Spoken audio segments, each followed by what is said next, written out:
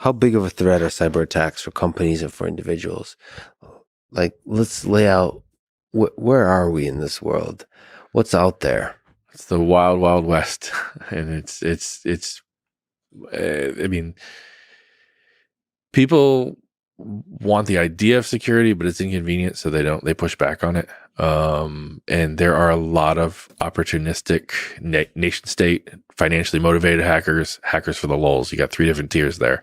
And they're on the prowl. They have tools. They have really good tools that are being used against us. And at what scale? So when you're thinking of, I don't know let's talk about companies first. So say you're talking to a mid-tier. I wonder what the most interesting business is. So Google, we can look at large tech companies, or we can look at medium-sized tech companies. And like, you were sitting in a room with a CTO, with a CEO, and the question is, how fucked are we? And what should we do? What's the low-hanging fruit? What are the different strategies and those companies should consider? I mean, the problem is they want a push button. They want a out of the box solution that I'm secure. They want to tell people they're secure, and that's very challenging to have. It's impossible. But like, if someone had it, they'd be a billionaire. They'd be beyond a billionaire. Because that's what everybody wants. So it's you can buy all the tools you want.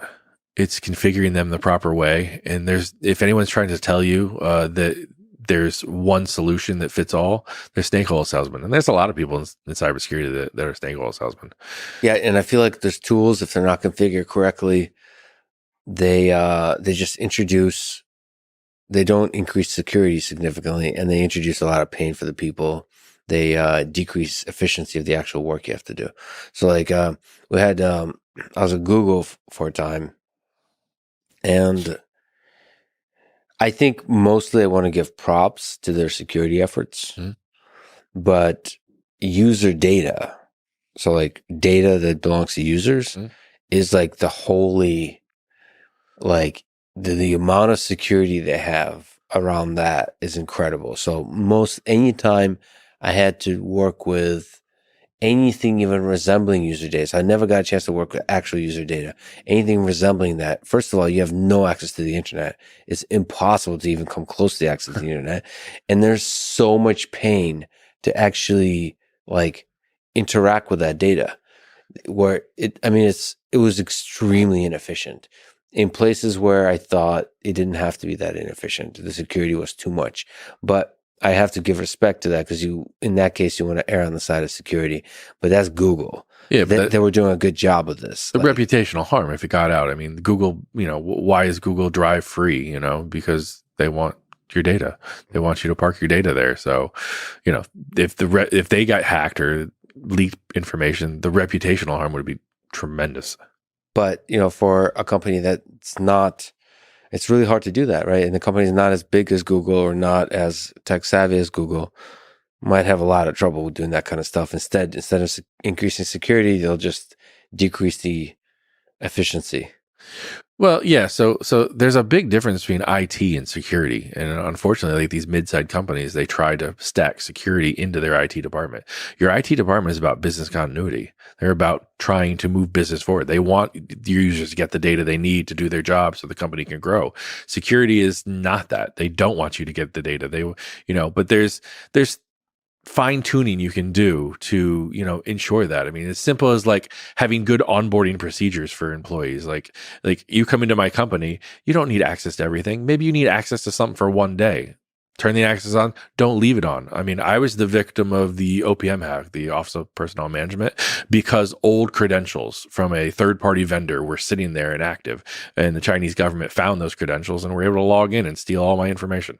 So a lot could be helped if you just control the credentials, the access control, how long they last, and people who need access to a certain thing only get access to that thing and nothing else, and then it just gets refreshed like that. Access control, like we said, setting up people leaving the company, get rid of they don't need control. Two-factor authentication, that's a big thing. I